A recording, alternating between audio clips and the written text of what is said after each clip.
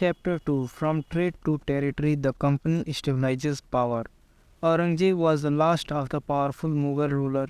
He stabilized control over a very large part of the territory that is now known as India. After his death in 1707, many Mughal governors, subedars and big jamidars began asserting their authority and stabilizing regional kingdoms. As powerful regional kingdoms emerged in various parts of India, Delhi could no longer function as an effective center.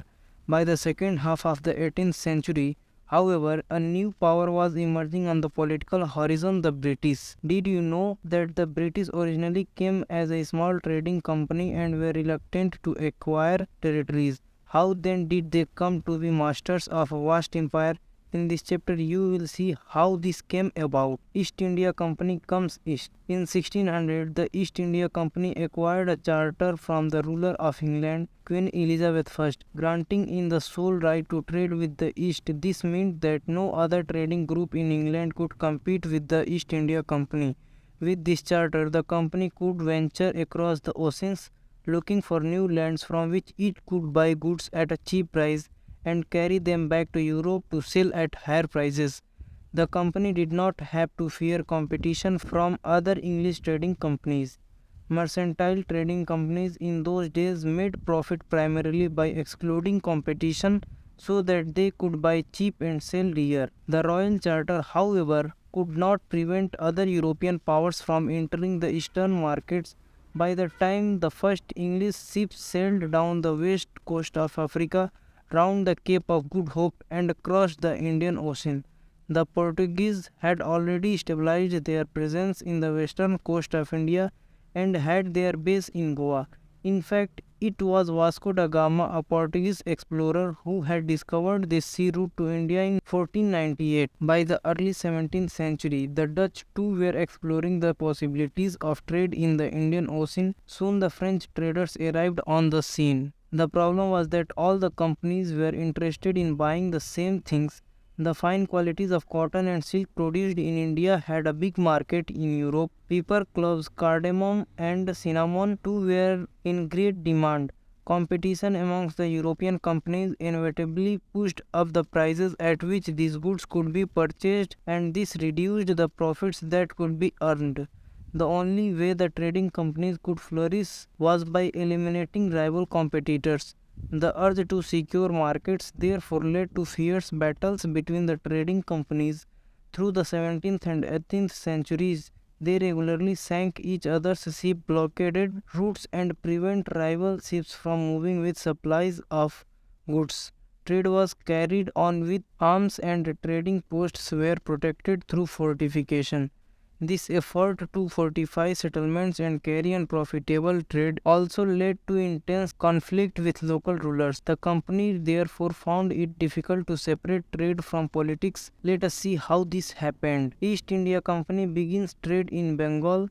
The first English factory was set up on the banks of the river Hooghly in 1651. This was the base from which the company's traders, known at that time as factors, operated. The factory had a warehouse where goods for export were stored, and it had offices where company officials sat. As trade expanded, the company persuaded merchants and traders to come and settle near the factory. By 1696, it began building a fort around the settlement. 2 years later, it bribed Mughal officials into giving the company jamidari rights over 3 villages. One of these was Calicut, which later grew into the city of Calcutta, or Kolkata as it is known today. It also persuaded the Mughal Emperor Aurangzeb to issue a farman granting the company the right to trade duty-free. The company tried continuously to press for more concessions and manipulate existing privileges.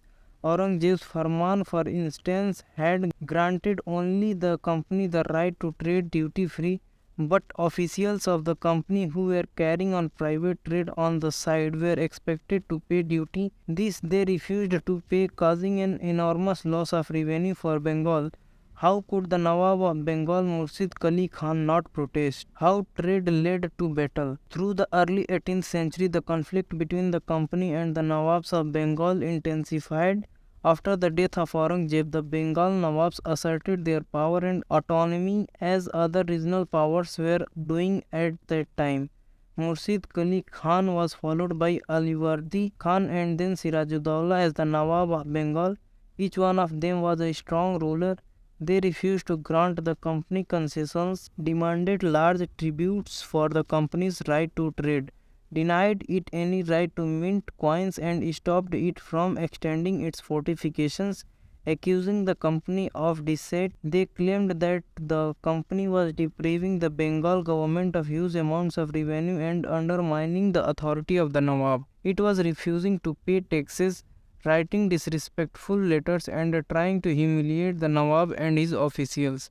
The company, on its part, declared that the unjust demands of the local officials were ruining the trade of the company, and the trade could flourish only if the duties were removed.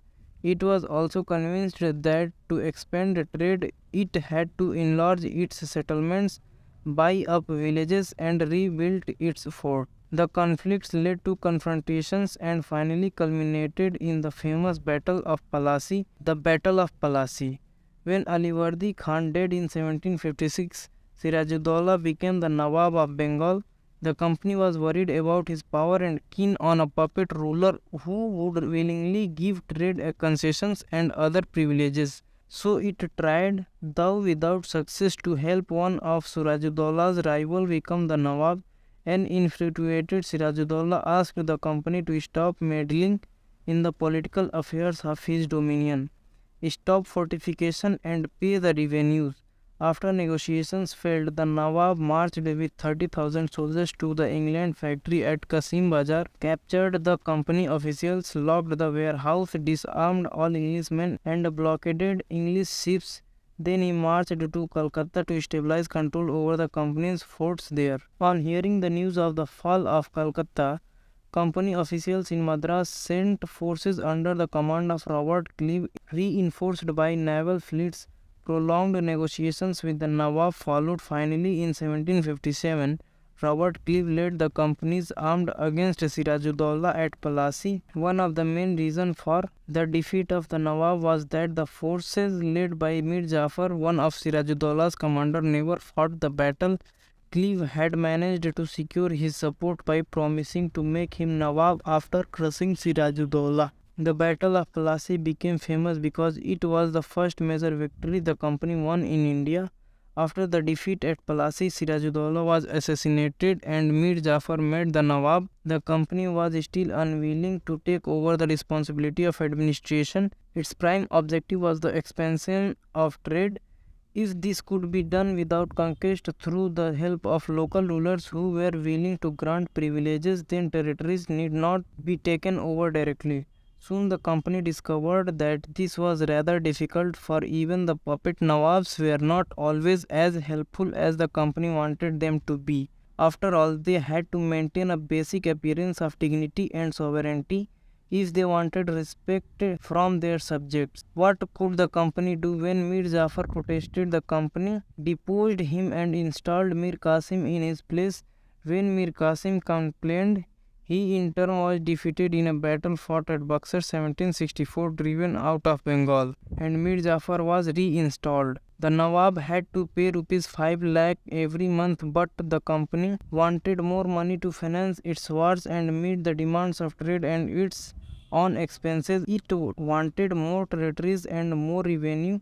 By the time Mir Jafar died in 1765, the mood of the company had changed. Having failed to work with puppet Nawabs, Clive declared, "We must indeed become Nawab ourselves." Finally, in 1765, the Mughal emperor appointed the company as the Diwan of the provinces of Bengal. The Diwani allowed the company to use the vast revenue resources of Bengal. This solved a major problem that the company had earlier faced. From the early 18th century, its trade with India had expanded, but it had to buy most of the goods in India with gold and silver imported from Britain. This was because at this time Britain had no goods to sell in India. The outflow of gold from Britain slowed after the Battle of Plassey and entirely stopped after the assumption of Diwani. Now revenues from India could finance company expenses. These revenues could be used to purchase cotton and silk textiles in India, maintain company troops, and meet the cost of building the company fort and offices at Calcutta. Company officials become Nawabs. What did it mean to be Nawabs? It meant, of course, that the company required more power and authority, but it also meant something else. Each company servant began to have visions of living like Nawabs.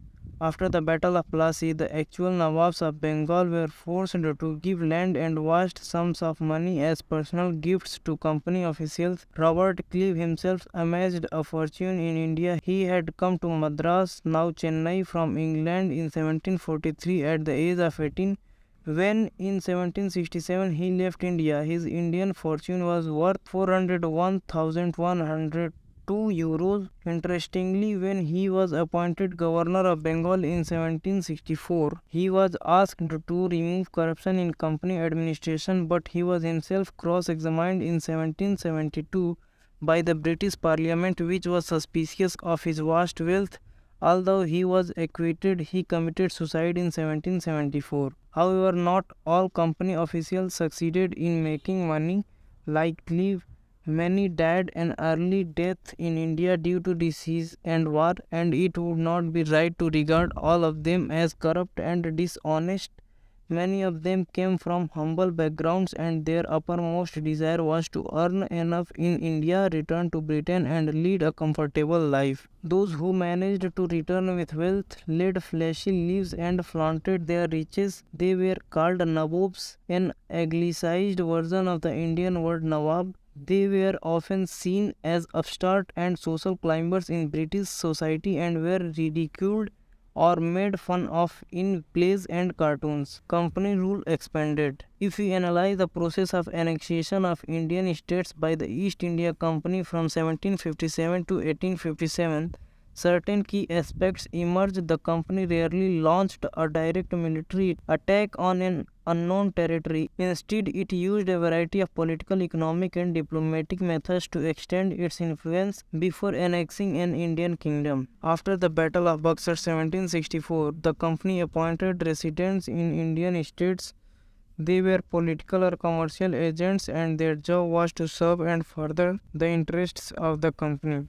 Through the residents, the company officials began interfering in the internal affairs of Indian states. They tried to decide who was to be the successor to the throne and who was to be appointed in administrative posts. Sometime the company forced the state into a subsidiary alliance. According to the term of this alliance, Indian rulers were not allowed to have their independent armed forces. They were to be protected by the company, but had to pay for the subsidiary forces that the company was supposed to maintain for the purpose of this protection. If the Indian rulers failed to make the payment, then part of their territory was taken away as penalty. For example, when Richard Wellesley was Governor General 1798 to 1805, the Nawab of Awadh was forced to give over half of his territory to the company in 1801. As he failed to pay for the subsidiary forces, Hyderabad was also forced to cede territories on similar grounds. Tipu Sultan, the Tiger of Mysore.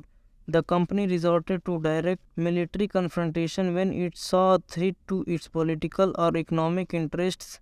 This can be illustrated with the case of southern Indian state of Mysore. Mysore had grown in strength under the leadership of powerful rulers like Hyder Ali, ruled from 1761 to 1782, and his famous son Tipu Sultan ruled from 1782 to 1799. Mysore controlled the profitable trade of the Malabar coast, where the company purchased pepper and cardamom. In 1785, Tipu Sultan stopped the export of sandalwood, pepper and cardamom through the ports of his kingdom and disallowed local merchants from trading with the company. He also established a close relationship with the French in India and modernized his army with their help. The British were furious. They saw Hyder and Tipu an ambitious, arrogant, and dangerous rulers who had to be controlled and crushed. 4 wars were fought with Mysore: 1767 to 69, 1780 to 84, 1790 to 92, and 1799. Only in the Battle of Serinangapattam, did the company ultimately win a victory. Tipu Sultan was killed defending his capital, Seringamapattam.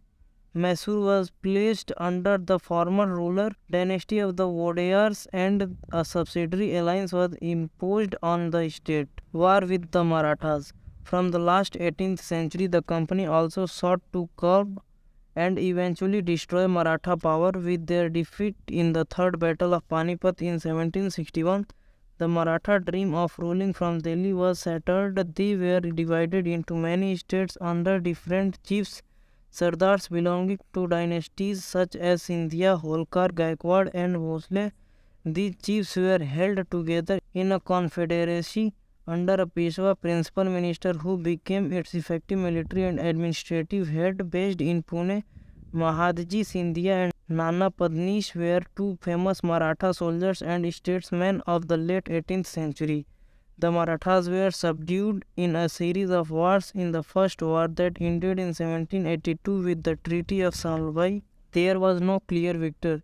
The Second Anglo-Maratha War, 1803–05, was fought on different fronts, resulting in the British gaining Odisha and the territories north of the Yamuna River, including Agra and Delhi. Finally, the Third Anglo-Maratha War of 1817–19 crushed Maratha power. The Peshwa was removed and sent to Bithur near Kanpur with a pension. The company now had complete control over the territories south of the Vindhyas. The claim to paramountcy. It is clear from the above that from the early 19th century the company pursued an aggressive policy of territorial expansion. Under Lord Hastings, Governor General from 1813 to 1823, a new policy of paramountcy was initiated. Now the company claimed that its authority was paramount or supreme, hence its power was greater than that of Indian states. In order to protect its interests, it was justified in annexing or threatening to annex any Indian kingdom. This view continued to guide later British policies as well. These forces, however, did not go unchallenged. For example, when the British tried to annex the small state of Kittur in Karnataka today, Rani Channamma took to arms and led an anti-British resistance movement. She was arrested in 1824 and died in prison in 1829. But Rayana, a poor chowkidar of Sangoli in Kittur, carried on the resistance with popular support. He destroyed many British camps and records. He was caught and hanged by the British in 1830. You will read more about several cases of resistance later in the book. In the late 1830s, the East India Company became worried about Russia. It imagined that Russia might expand across Asia and enter India from the northwest. Driven by this fear, the British now wanted to secure their control over the northwest. They fought a prolonged war with Afghanistan between 1838 and 1842 and established indirect company rule there. Sindh was taken over in 1843. Next in the line was Punjab, but the presence of Maharaja Ranjit Singh held back the company. After his death in 1839, two prolonged wars were fought with the Sikh kingdoms. Ultimately, in 1849, Punjab was annexed. The doctrine of lapse. The final wave of annexation occurred under Lord Dalhousie, who was the Governor General from 1848 to 1856. He devised a policy that came to be known as the doctrine of lapse. The doctrine declared that if an Indian ruler died without a male heir, his kingdom would lapse, that is, become a part of company territory. One kingdom after another was annexed simply by applying this doctrine. Satara 1848, Sambalpur 1850, Udaipur 1852, Nagpur 1853 and Jhansi 1854. Finally, in 1856, the company also took over Awadh.